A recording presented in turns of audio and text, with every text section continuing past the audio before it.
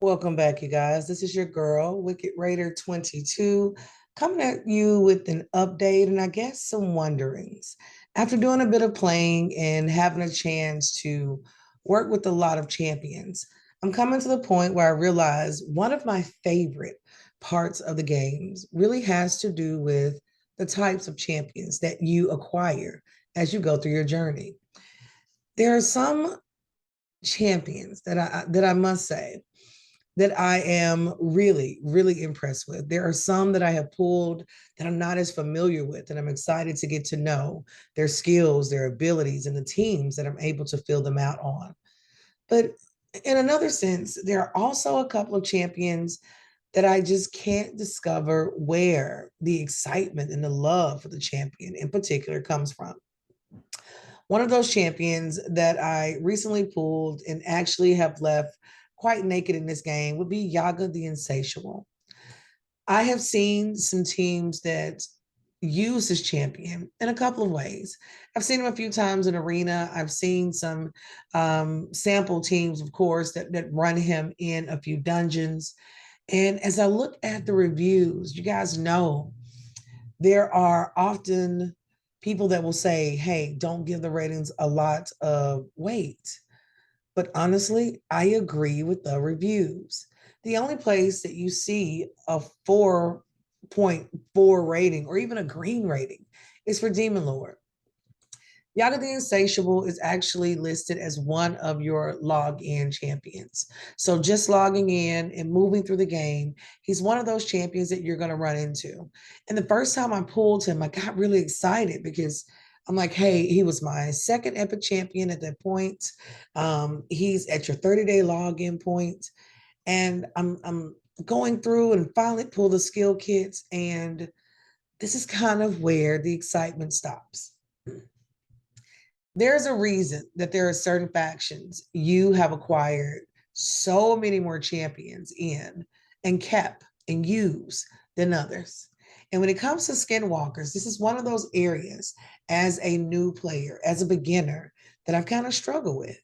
So if you look at his skill set, Virulent Cleaver, he attacks one enemy, has a 40% chance of placing a 5% poison debuff for 2 turns. And this, of course, is based on attack.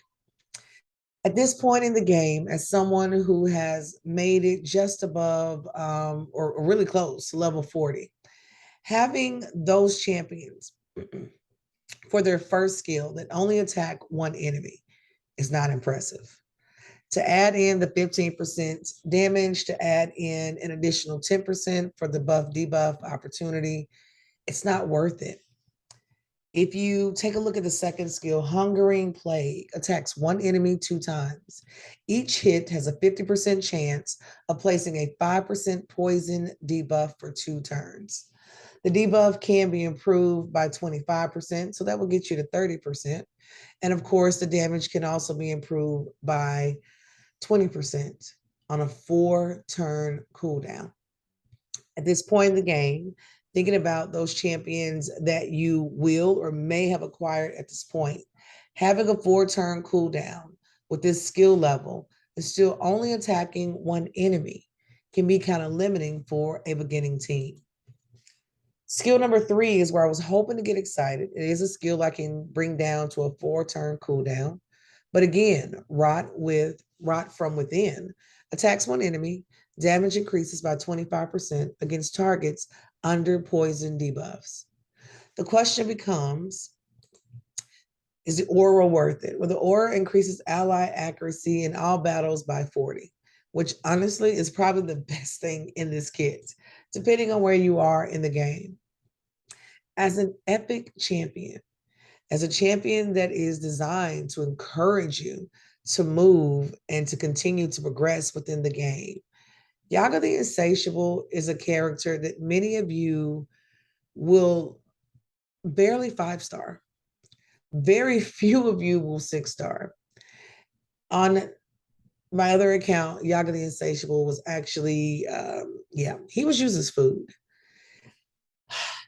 The question becomes, when you have login champions and you are looking to increase retention, you're trying to hold on to those that have come before. And I'm sorry, he's your 60-day login. High Katoon was our 30-day. When you're looking at a dangerous poison specialist, he's not at the top of my list for an epic champion.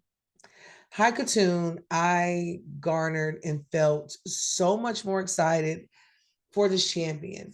And she has turned out to be a champion that you grow to love. You figure out, even with the turn meter manipulation on particular teams in dungeons, this champion can absolutely become worth it. I can tell you guys who are now, like myself, working toward the 90-day login champion for Dark Aethel. Dark Aethel is 100% worth it. I prefer Dark Aethel over Aethel, to be honest. The title is befitting. A ruthless AoE attacker. This is an amazing champion, especially for beginning players. Will she end up being your game changer that you will 6-star? You will likely 6-star her. But are there other champions that do what she does a little bit better? The answer is yes. The question is, are they obtainable? When I am looking at the amount of energy at this point, I am 2 months in. I have made the commitment. At this point, your account is right above 41 because we're almost able to unlock the altar of souls at this point. And that's going to be one of my working points for this week. You're looking for those champions that will allow you to jump in and to really progress. And in the Skinwalker category, there hasn't been a lot. I have pulled Taurus on another account. His skill set was exactly the same. And I'm pretty sure his reviews, they're the same as well. The big thing with Skinwalkers, they always have that attack one enemy for their first attack or skill. He's going to heal by 20% of damage inflicted. There is a poison debuff attached, still attacking one enemy on that second skill with the weaken. You go in, this champion receives damage equal to 99% of their current HP, places an unkillable buff, which is kind of nice, on this champion, which is really selfish, and has an 80% chance of placing 5% poison debuffs on all enemies for 2 turns. This can only be brought down to a 4-turn cooldown. And of course, the aura is on accuracy in faction crypts for 40. Yet another Skinwalker. In this faction, it's one of those early game that tend to hurt. The only other champion in Skinwalker that I've actually pulled and kind of used, you will hear about Gnarlhorn, for example. You will hear about Graybeard. I've also pulled Blood Painter. He is another one. 137 reviews. He does get much better reviews overall. And I'll be honest, as a rare champion, I have preferred Blood Painter over the 2 or 3 epics that I've pulled from the same faction. When looking at skill set, he still comes in with attacks one enemy, but he does attack them 2 times. Has a 15% chance of placing a 5% poison debuff. That debuff can be increased by an additional 10%. Damage can be increased by 25%. I like the second skill. And this is one thing that you don't see very often when it comes to Skinwalkers. Attacks all enemies. This is normally reserved quite a bit for those that I've pulled so far for their third skill, if they have it. And many of my Skinwalker champions do not possess a skill that impacts all enemies.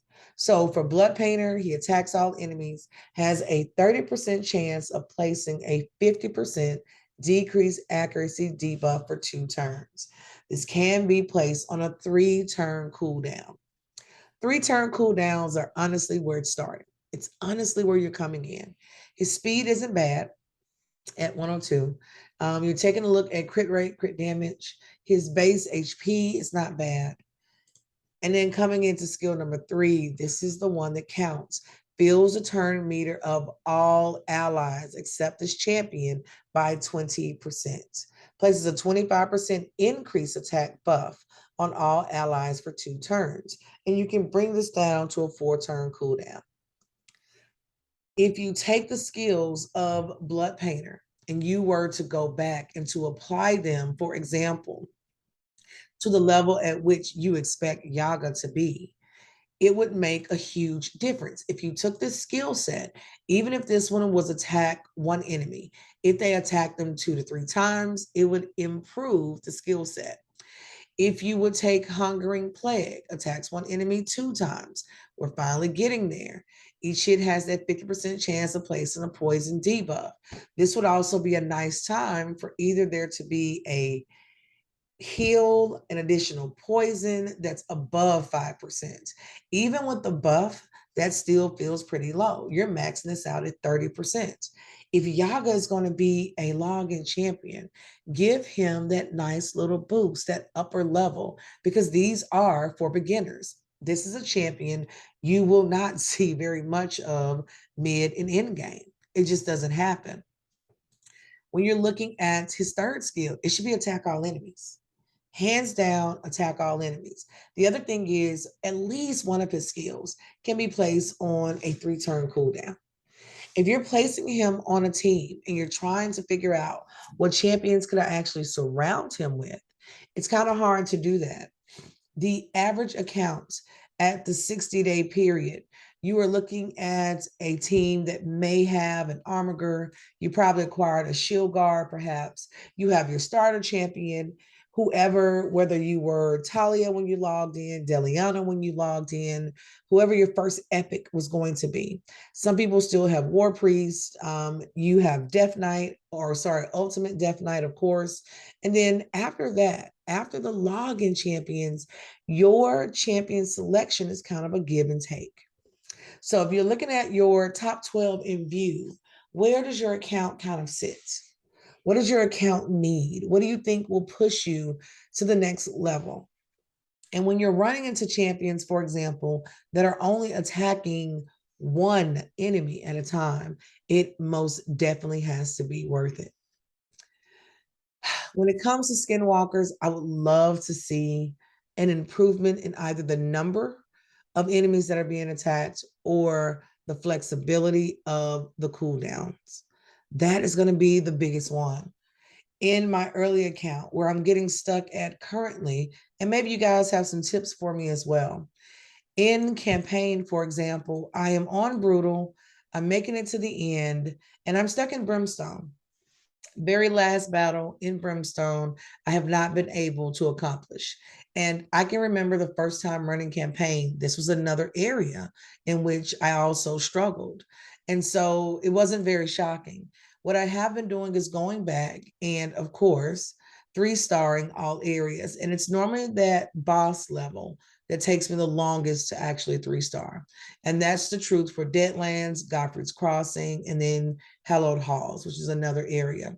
So these 4 areas are where I'm really putting in a little work, kind of looking at my champions, going back and looking at my artifacts as well to figure out what do I need to do next for improvement. I can tell you guys another limitation, which you can clearly see on the screen, is the availability of gems. What I have been doing a couple of times in the past was going in and actually taking my gems and purchasing shards, because my goal was to pull a champion or 2, hopefully, that would help me kind of round out my account. And so what I end up having happen, of course, I pulled some nice ones. I did manage to pull Gorless Helmal. He's proved kind of helpful in a couple of areas. Definitely want to play with him a little bit more to do an in-depth review. I've seen reviews on him, not from a beginner player so much. And the other thing I've noticed is the reviews of your opinion of a champion will definitely change based on where you are in the game. It's really easy to rush in and get excited about a champion until you realize I'm unable to book that champion. I'm unable to, really gear up the champion like I would like. And that's probably one of the areas in the game, the other area in the game that's been a limitation for this free-to-play account. I definitely want to do a beginner's look at Reliquary Tender. And a champion I'm really excited to pull. I can see the potential in what she can do, but as far as this account, I'm not ready with an area where I can come in with her skill level and book her out and master and get her masteries going as I would like as well. So that's another champion. I managed to pull Slayer. I've seen Slayer used in a couple of areas. He gets really good reviews across the board. He's a champion I kind of want to hold on to. I know in the Barbarian area, I have, kind of a love-hate relationship there. But he's one of those champions that I think if you could build him out correctly, could definitely take his skill sets. Even though you're looking at attacking one enemy, it could be worth it depending on the amount of damage that's being put out. The other thing is second attack is attack all enemies. Second skill. Third skill, you're going into attacks one enemy and places that 2.5% poison debuff, and that debuff can be improved. So even here, you can improve that debuff by 25%, take it up to 27.5. Debuff for 2 turns, has a 75% chance of placing a stun debuff for 1 turn. The ability of that stun and the amount of damage that he should be able to put out on a 4-turn cooldown for early accounts is likely going to be worth it. If you happen to come to the point where you're able to awaken this particular champion, that could also be an improvement as well. So the question becomes, where would you guys make changes? Where are you making and improving your account? Where are you tweaking yourself? Is it more so on the gear side? Is it because you're searching for particular champions? What area are you currently working in? I won't make this a long one, of course. Just wanted to kind of share some thoughts and do a little rambling. Just kind of been playing around in my head with what area or what direction I really want to travel in next. I know the Great Hall has been one of those areas that I want to get back into, and challenges and missions as well. I would love to hear where you guys are and what you've been working on. Of course, if you have not joined the clan, I would love for you to join me. 22WK. We are still at 4 members. Would love to get that up to 10 so that we can join that next clan, B clan. If you haven't subscribed, go ahead and hit that subscribe button. We release new content every Monday through Friday at 7 a.m. Happy playing, and I'll talk to you soon.